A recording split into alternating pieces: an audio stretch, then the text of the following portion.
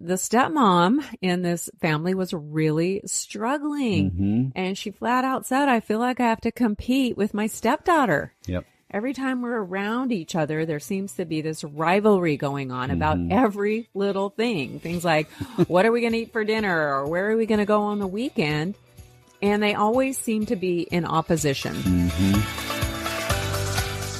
Welcome to the Blended Family Coaching Show, where you'll discover how to move your stepfamily from just surviving to truly thriving. Grab your headphones and listen in as we share practical, real-life strategies for building healthy bonds, Understanding the kids' perspective, romance and partnership, parenting with great teamwork. and yes, even co-parenting with a difficult ex. We're Mike and Kim Anderson, and we believe with the right tools, every step couple can overcome the common challenges of stepfamily life. Join us for authentic and sometimes comical conversations to discover how you can lead your family with confidence and create the future you really want. Well, hey, everybody. Welcome to episode 26. We're excited that you're here. Yes, hello. We are going to jump into talking about ending that competition between a step-parent and a stepchild. But before we do that, we want to let you know we are about halfway to our goal right now. At the time of this recording, we're at 25 ratings on Apple Podcasts. Woo-hoo. Woo! And we want to get to 50 by the end of March. So if you haven't given us a star rating yet, would you consider subscribing to the podcast and then just head over to your library, jump over to the Blended Family Coaching Show and scroll all the way to the bottom. All you have to do is hit the star level that reflects your honest opinion of the show. That's going to help us know if we're bringing value. We really want to know that. And it's also going to help us be more accessible to other stepmoms, other stepdads, other step couples just like you. So would you consider doing that? We would love it if you would help us reach that goal of getting 50 ratings by the end of March. Be great. Thanks. Woo! Love it. All right. So I have really bad news for you, step parents. You are a threat. Ugh. I don't like hearing that, do we? Right? Here's the thing. Here's what I mean. When you're in the dating phase, you probably were a bit more of a novelty to your potential stepkids at that point. But once everybody gets under the same roof, all of a sudden things shift, and most often step-parents become a threat. It may not be something that your stepkids can verbalize, but there's lots of different ways that you become a threat. Yeah, they're probably not even aware of it. That's right. One example, and we talk about this one a lot, but you're a threat to their undivided time and attention from their bio dad or their bio mom. That's a threat. You're a threat to their daily routines, right? You're going to be disruptive. Even when you feel like you're trying to make things better and you're trying to up level the routines in the home and things like that, they're saying, whoa, who are you? Why are you changing what I'm used to? You're a threat to their physical space, right? You might be entering into where they've been used to living, or maybe they're coming to your house, or maybe you're all moving to a new place together. Either way, guess what? You're a space invader, and that's a threat. Now, because of all that, it's really common for step-parents and stepchildren to feel like they have to compete with each other because, hey, if I've got a threat coming at me, I want to compete with that. I want to beat that threat, right? And it happens in big ways. It happens in really small, subtle ways as well that just build up and add up and mount up. And here's the thing. If you're a threat, they're going to treat you like a threat, right? Yeah. And guess what? When they treat you that way, it's going to hurt. It's going to hurt you. Yeah, they're going to try to push you out of the equation. Totally. And when you're feeling hurt, it's really tempting to be the one who builds walls of protection. Yeah. But what you really need and what your stepchild really needs are bridges of connection. Yeah? Yeah. Say that again. So when we're hurt, it's really tempting to build walls of protection. It's kind of a natural response Totally. to someone hurting you and acting out. But what we really need are bridges of connection. Yeah, that statement is so true, but can be so complicated and difficult to actually live out. Yeah. So that's why we're talking about this. And, I just want to throw out there that sometimes stepkids are excited about a new step parent. That's true. There are those exceptions to the rule. But you're probably not listening to this podcast if you're in that camp. Yeah. If everything's going awesome, then you need to go listen to a different podcast. But it's not always doom and gloom, but often it can be very difficult. It can be hard and painful. Yeah. So let's just talk about a couple that we coached, honey. This lovely couple came to us for help. And the stepmom in this family was really struggling. And she flat out said, I feel like I have to compete with my stepdaughter. Yep. Every time we're around each other, there seems to be this rivalry going on about every little thing. Things like, what are we going to eat for dinner? Or where are we going to go on the weekend? And they always seem to be in opposition. Those small, subtle things. No matter how accommodating the stepmom tried to be. She tried to be accommodating. She tried to compromise. But the stepdaughter, every time, just push back. That's all she got. Yeah. One specific frustration that they described to us was around their family movie night and how it was this constant petty battle over what movie they were going to watch. Here it's supposed to be this enjoyable time, and it was just so frustrating. The stepmom even described it to us as this is torturous. And it seems silly, but it's those constant little things that often cause us to create these walls of protection. That's right. I don't want to deal with this anymore. I just want to back out. And that's where the walls of protection come in. Now, in this family story, as in with many, this stepdaughter viewed stepmom as a threat. And she was responding in the way that most adolescent children would respond when they feel threatened. Yep. And we have to remember that all behavior is communication. So kids, they're really just trying to get their needs met in this blended family dynamic. It's complicated for them. They have this need to feel connected to their bio parent and to feel secure in that relationship. They have a need to maintain their status and their role in the family. They have a need to be heard and to be listened to. And these aren't just childlike needs, right? These are needs, basic needs that we all need, kids and adults alike. Well, like you said the other day, these aren't just childhood fancies. No, they aren't. I mean, a lot of times we look at that and we think they're just being manipulative or they're being selfish. Or selfish, but they really have some deep needs that are being threatened. Yeah. And here's part of the real challenge is what came next with this stepmom. She's sharing this story with us. Her husband's there. They're both feeling really frustrated. And then finally she just says, you know what? I'm just done. Like, why would I want to connect with her when she treats me this way? Yeah. When she's ready to connect with me, then I'll be nicer. Yeah. Guess what? There's the wall of protection. We're blasting that wall up and going, I don't want to be hurt anymore. So I'm going to protect myself. And that's really natural and it's really normal, but that's not going to get us where we want to go. And so we've got to learn how to do something different. Because she's now expecting this hurt child to make the first move. Yeah, totally. And now they're in a standoff. Yeah. Now it's not just a competition. It's now a standoff. Talk about tension. And, for a lot of us probably listening and even as a step parent myself, there's a piece of me that wants to get behind what she's saying there. Like, I want to band together with my step parent friends and say, this kid needs to back off and lighten up and, they need to change. But in reality, reacting that way, even when our feelings are hurt, is focused on putting that wall of protection up. Now, don't get me wrong. I am not in any way saying that step relationships shouldn't have healthy boundaries. Yes. Every relationship needs healthy boundaries. And that means as a step parent with my stepdaughter, I need to have healthy boundaries there as well. But what I am saying is that shifting that focus from walls of protection to building bridges of connection is going to pay off so much better in the long run, rather than just sitting there behind my own little wall of protection. Yeah, because every time you shut down and give the cold shoulder, those walls between you and your stepchild are growing thicker and thicker and thicker. And it's going to take all the more work later to bring those walls down. Yeah, totally. And here's some hard truth for all of us. You're the adult. right? I'm the adult. And so building bridges of connection means that we have to go first. If you've got stepchildren under the age of 20, I got to tell you, the rational thinking part of their brain, the prefrontal cortex, has not actually physically fully developed yet.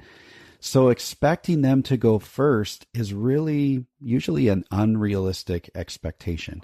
Now, different kids have different temperaments, and yes, kids need to be held accountable for disrespect. In fact, you can go back and listen to, we've got a whole podcast or a whole episode all about dealing with disrespect, and we'll link to that in the show notes. But the truth is, when it comes to this connection building, as the adult, as the mature one in the relationship, you really need to go first. That was a hard thing for me to grasp because I didn't want to go first. Yeah, especially when your feelings have been hurt over and over again. Totally. It's hard to want to continue to engage. But because we are the adults and our prefrontal cortex is fully developed, we have the ability to rationally think things through and to look at a bigger perspective here. Right. And that's what we're going to try and help you do today. We want to look at the long game. Yeah. So let's talk, we're going to talk about how do we go first? Some nuts and what bolts does that here. look like? Yeah. So there's two major steps that we want to talk about that are going to help you build those bridges of connection and keep the walls of protection down. Yeah.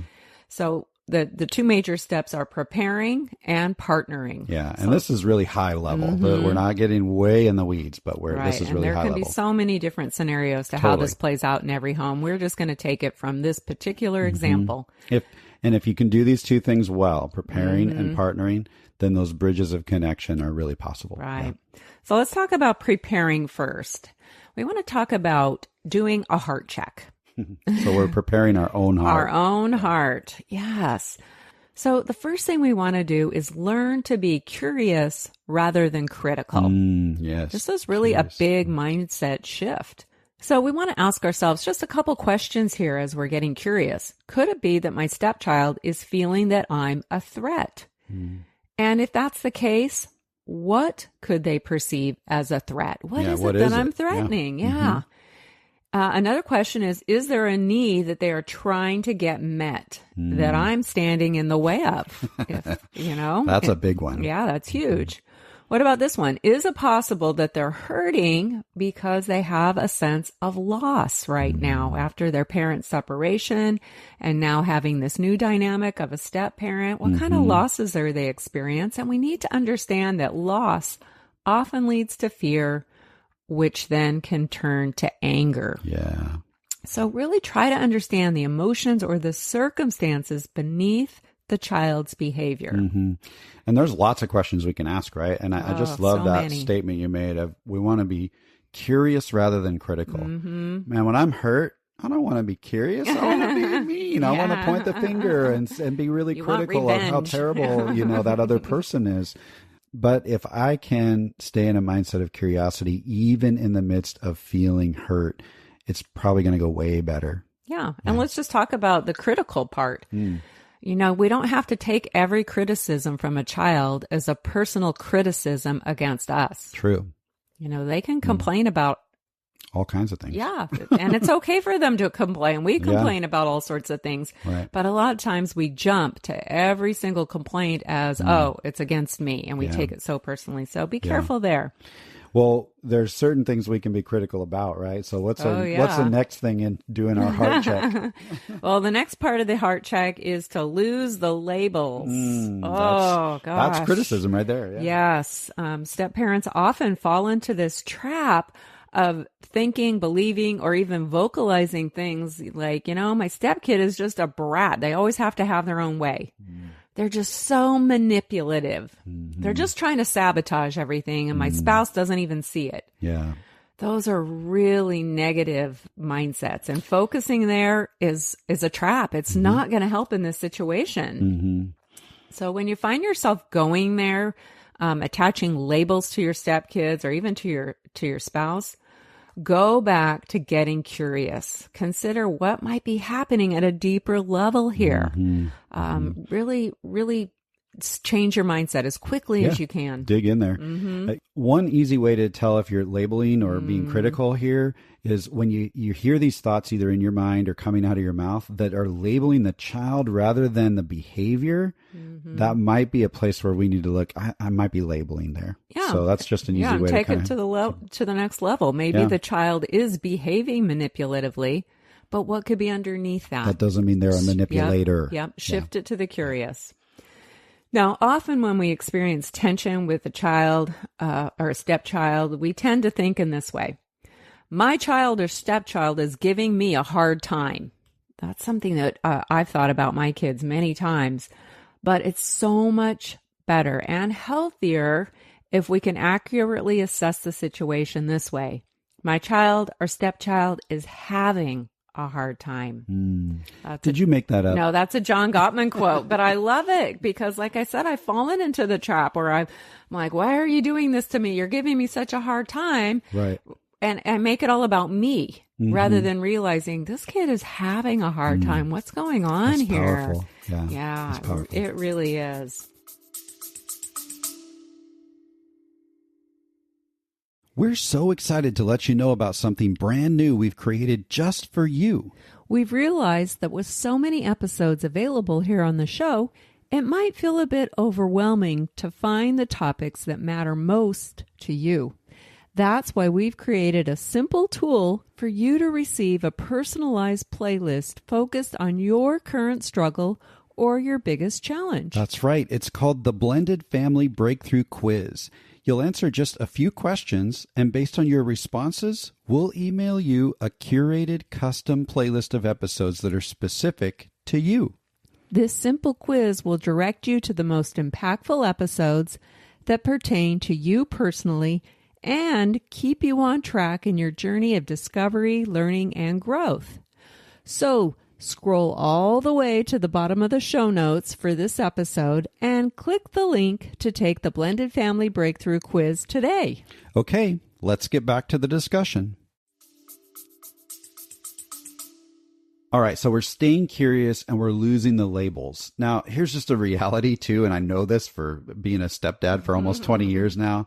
I got to put on my crocodile skin coat, right? Step parents have to have a thick skin. Did you make that up? I did make that up. I don't own a crocodile skin coat, but I think I should get one. I would like sometime. to see you in one, actually. We need to go to Australia or something, yeah. So here's the thing. You know what? You're going to have your feelings hurt. Oh, yeah. But the reality is that's not the end of the story. So we got to figure out, like kind of Kim was just saying, you know, when they're critical, how do we not take it personally? Yeah. You know, had you entered this child's life under any other circumstances, like maybe as a coach or a teacher or some other person who maybe had some authority in their life, they probably wouldn't be treating you harshly like this because you wouldn't be under the same roof. The lens would be completely different for them. Totally. So remember, a lot of what's going on here is the tension that's caused by the dynamics and the circumstances, not necessarily the people. And if you can hold on to that truth, you can remember that, well, wait a second, even though they're acting out, they're being critical, they're hurting my feelings, it's not necessarily an indicator that we're never going to be able to recover from this. Yeah. And I've got some power here. So I'm getting that heart check. Yeah, let it roll off. Let the hurt roll off as much as you can. So with our thick skin and with curiosity and losing those labels, this is all part of our heart check. We can choose to go first. Look, we said it a minute ago. It's really unlikely that your young child or preteen or teenager, that stepchild is going to suddenly see you differently and then have the capability to act accordingly. You're the adult. You have to go first. Yeah. You know, one of Gandhi's most famous quotes was simply, be the change you want to see.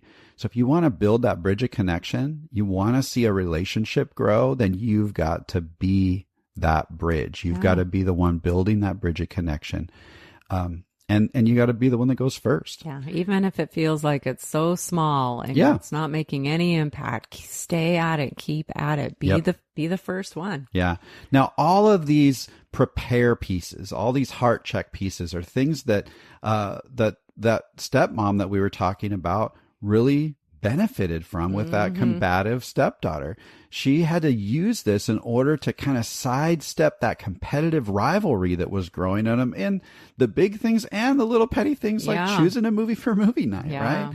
And that was just festering, but she started to do these heart checks. And as her heart started to change, her mind started to change, she started to look for new ways to approach this young lady. It gave her a completely new perspective on how to approach the most challenging situations that they were facing. Yeah. And she also came to a decision point. I remember her deciding, I'm not going to compete. I'm out of the competition. I'm going to let her win if she needs to win right now. Because I'm the adult. We're going to find another way. And this, I'm working for the big picture here, That's right. the long haul. And so I'm not going to compete. Yeah. She stepped out. So the first major step into getting out of this competition is preparing. And that's all about your own heart.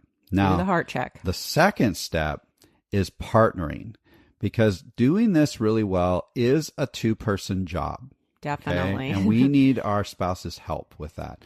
Now, I know that there's been seasons where I've felt a lot of weight to feel like making this relationship work is all on me. It's completely my responsibility. And, you know, I've heard from enough step-parents, and I don't think I'm the only one that feels that way.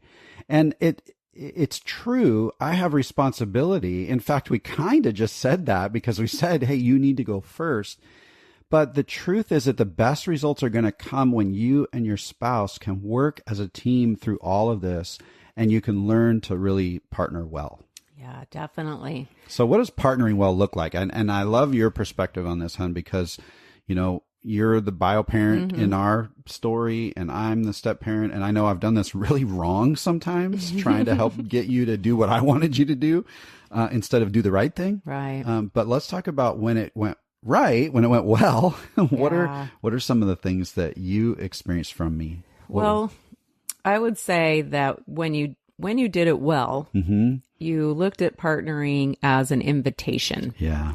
And that's what we really want to stress stress here, is that it starts with an invitation. Invite your partner into figuring all this out with you. And do it at a time when tensions are not high. Yeah, that's a good thing. Do it when you're calm, when you're relaxed, and really explain to your partner how you're feeling. I mean, once I really heard where you were at and what your frustrations were, honey, it opened up my heart to wanting to do something new. Sure. So when I was demanding and insistent, that didn't work for you? No. Oh, okay. Or when you were criticizing my parenting and my kid? Nope. Not a good time to invite. I'm still trying to learn that. Yeah. All right. So one idea we want to throw out there for inviting your partner into this scenario is to maybe start by asking them to listen to this podcast episode with you. That's a great idea. So that you can learn some things together and then maybe have a discussion. Yeah. Or just let them know that you're thinking about these things, and then share with them what you're discovering as you're doing your heart check. You know, I've done some reflecting, and I've come to realize, yeah, whatever it is. That is really powerful, because now I'm not actually asking you to do anything. Right. I'm just saying, hey, I'm discovering some stuff about me. Yeah. And, use examples, but use them in respectful ways. Totally. You know, last week during movie time, that felt really tense to me. How did it feel to you? And how do you think, the child was doing? I'm concerned. Yeah. And just really be honest with them.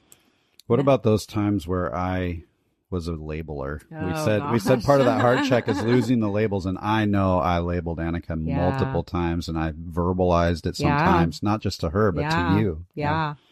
I remember you calling her brat. That just jumped to my mind. And if you've been engaging and labeling your stepkids, just own your actions. Own it and apologize. Yeah. Just a simple apologies. Yeah. And let them know I'm really not trying to be hurtful. It's just, this is a difficult situation for me, and I'm really trying to change how I approach it. And I want to see the kids from a different perspective, and I need your help to do that. Inviting. Yeah. Now, once you've invited them in, ask their perspective regarding the child's losses. They have a lot more insight into their child than you do. Yep. So where might it be possible that you're being viewed as a threat? Yeah. What were some of the routines before you came into the scenario versus after? And when the child is acting out and behaving poorly, what are you noticing? Really ask for their insight. Yeah, when I was able to really identify some of the losses Annika had experienced, that were just part of the package. It wasn't necessarily your fault or your ex's fault or anything like that. I had a lot more empathy for her, and I had a lot more understanding, even in those times where I was feeling hurt. Yeah. I still had to have a balanced enough approach to go, well, you know what? She is hurting, and there are a lot of significant losses here. And so you and I identifying that and you bringing some of that to light for me really helped. Yeah. And when kids are confused and hurting, they act that way. Yeah. And then next you want to ask your spouse if they're willing to do some investigating. This is really great. If they can approach the child, again, when tensions are low, approach their child with some empathy and some curiosity and really try to discover what the child might be frustrated about in those moments of tension. So this is really about kind of emotion coaching or asking some good questions. And this was really valuable for the family that we're talking about, for this stepmom, because her husband went on a bit of a fact-finding mission. He really did. And he discovered that his daughter really, really loved snuggling and watching movies with him. Yeah. Before, that was like a normal thing for them before stepmom was in the picture. And she was grieving that time. And now with stepmom in the picture, she felt really awkward and weird. She didn't know where to sit. She was annoyed. It just didn't feel right. And she was grieving the loss of that time with her dad. So they uncovered how stepmom was viewed as a threat. This was a threat to her special time with dad. And that gave them the info that they needed to make some changes and to start strategizing on this. Well, what a great partnership there. You're both, involved, bio parents getting involved, trying to help make this all better. And you're also tending to your child as well. You're helping them to verbalize and process through some of their losses. So this is a win-win situation for everyone. Yeah. Now, some bio parents are thinking, oh man, I don't even know how to have this conversation with the kid, right? Like, kids are not easy, whether you're a step parent or a bio parent. And for you bio parents who are going, okay, I'd love to take part in this investigation, but what the heck do I say? How do I figure this out? I just want to help you out with that. Here's a statement that's really easy. We're just going to stay on this movie night example. Just approaching your child and saying, hey, I noticed last night that you seemed really annoyed when we were all watching a movie together. And it's making me think that maybe there's something you're having a hard time with. Could you tell me what's really going on? It's as simple as that, keeping and saying it with the similar tone of what I just used. Use your own words, but basically all you're doing is you're making an observation. Hey, it seemed like you were really annoyed last night. And then you're asking a question. Would you mind sharing with me what's really going on? I really want to know, huh? Yeah, help me understand. Yeah. And so, if you just do those 2 steps, that can make the conversation a lot easier. Okay. So I love everything that Kim's been talking about. She's saying, invite your partner in, gain their perspective, and maybe even gain some perspective from the stepchild through the bio parent, through your spouse. Yeah. Now comes a hard part. Part of building these bridges of connection is trying to remove the points of tension as much as possible. And that means there's going to be a whole lot of times where, as a step parent, you need to step back so that your partner can step forward. Now, if you're early in your journey, this is a good habit to begin to build right out of the gate.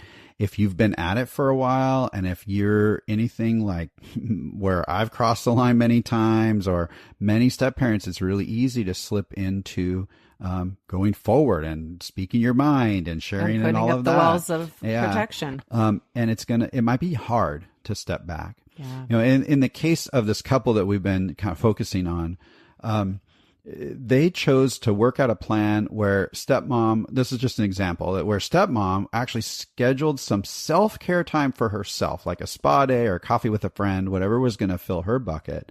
And they pre-planned for her husband to just hang out for movie time with his daughter I can't remember. It was Some one-on-one a time. few times a month, like a couple times a month, maybe. Yeah. Well, stepmom was taking care of herself. And as they strategized this together, they were partnering really well. Yeah. They came up with the idea that, you know what? Stepmom is going to be the one who's going to share that this is going to happen, and she's going to be excited about it. She said something along the lines of, hey, guess what? I am going out for the evening to hang out with one of my friends, and that means you and Dad are going to hang out and have a movie night just for the two of you. I'm so excited. I hope you guys have a really great time. Yeah. Now, all of a sudden, stepmom's no longer a threat, and the kid's going, what the heck just happened, right?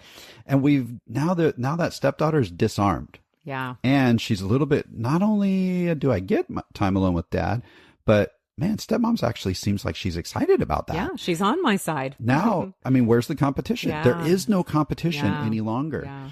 And so strategizing not only what we're going to do, but how we're going to do it is a great piece of partnering, right?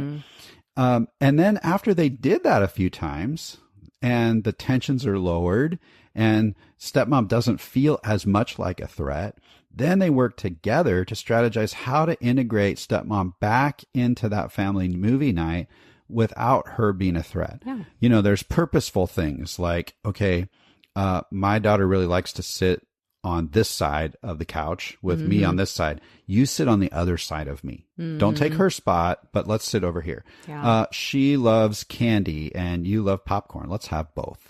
Or letting her pick the Let movie. her pick the movie. And even if you're going, oh gosh, I can't, I don't want to see that movie. That's, you know what? We're the adults. We're going to suck it up a little bit.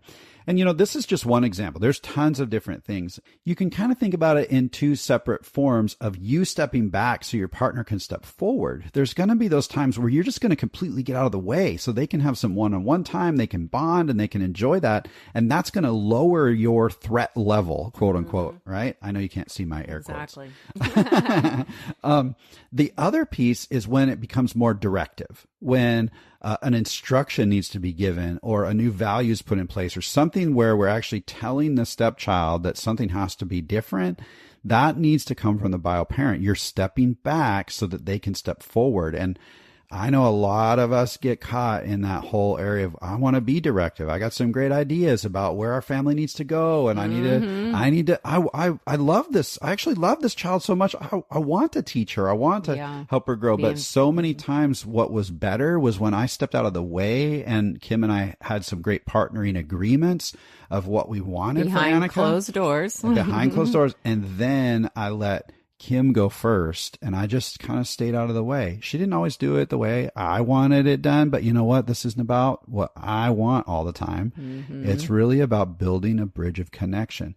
Getting my way in the small stuff today is nothing compared to the bridge of connection that's lasted for years. And now as Annika's 24 years old, man, I'm so grateful that I've put those brick by brick, built those bridges. And I didn't do it perfectly all the time. But man, I'm starting to see the payoff now, and you can see that payoff as well. So think about that. Like winning the battle of movie night tonight is not worth the relationship tomorrow. I love that. That's so true. And I just want to add a caveat to this strategy. And regardless of what it is, whether it's the child needing one-on-one time with the bio parent or whatever need the child is, there could be 100 other things that need to take place. But one thing you could try if you have visitation with a child and it's rough, is taking care of that need right out of the gate at the beginning of the visitation, like the very first night out, or even after bio parent goes and picks the child up, giving them that one-on-one time, or trying to meet whatever that need is right at the beginning of the visit, and see, as an experiment, see if that makes things different. So the child's not having to compete for what they need. It's taken care of right out of the gate. Fill the bucket right away. Yeah. I love that. That's great.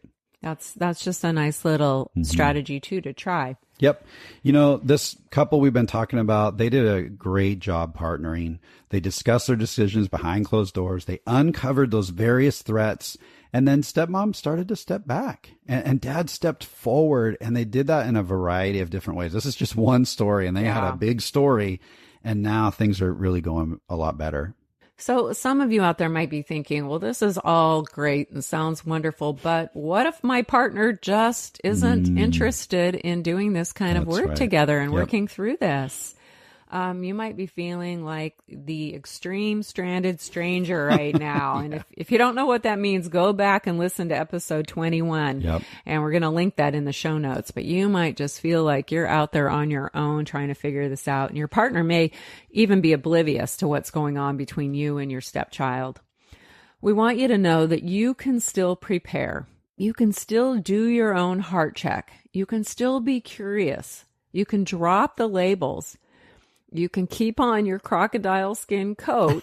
Yay, I like that. And you can continue to look for ways to affirm and extend kindness to your stepchild. You can still be the one to go first. And let me tell you, kindness goes a long way. Yeah. Because it's harder to be mean and nasty and rude to someone who's treating you with kindness and patience. True. Yeah, that's true. It is. It's not as easy to do. Mm-hmm. So you can still do all those things. Plus, you can keep inviting your spouse in. Look for those open door opportunities to point out some of the tensions that are going on. When tensions are low, don't do it in the heat of the battle, but you can point some of these observations out. You can ask about their perspectives. You can show your curiosity. And you just never know when they're going to have a change of heart and be ready to engage. Especially if they see that the child is hurting, you're hurting, and they want to step up and show up well for everyone. But it may take some time for them to get there. So be patient with your partner as well, but continue to do these things that we've talked about. You can do what you can do. Don't stay stuck. Yeah, that's really good advice. There's been times along the way where you and I have not been aligned. That's and very I've true. just had to make do, and I've had to do what I could do, even when we weren't partnering well. So if you're in a season when your partner's not willing to engage, that's okay. You keep moving forward. You work on your heart check. Yeah. So to sidestep that competition with that stepchild, that's what we're going to do. We're going to prepare doing that heart check, and we're going to partner as best we can. We're going to do that really well. Yep. With practice, consistency, and perseverance, you'll get out of that competition. It's not an overnight thing, No. but you'll find yourself having less temptation to build walls of protection, and you'll find yourself actually enjoying building those bridges of connection. And those bridges are going to last a lifetime. Definitely. That's a huge Yes. investment. Yes. All right. Don't lose hope in this. It's That's there. right. That's right. Now, we're wondering, what do you think the next step is for you in building those bridges of connection? Is it something under prepare? Is it one of those pieces of doing that heart check? Is there a different step you're going to take in approaching your spouse and really partnering well? Tell us about that. We would love for you to head over to this episode at our website. It's support.mikeandkimcoaching.com /026. This is episode 026. And just leave a comment down at the bottom of the page. We'd love to hear from you, and we'd love to be able to interact with you and help you take that next step. Yeah, so head over there and check that out. We'll link to that, obviously.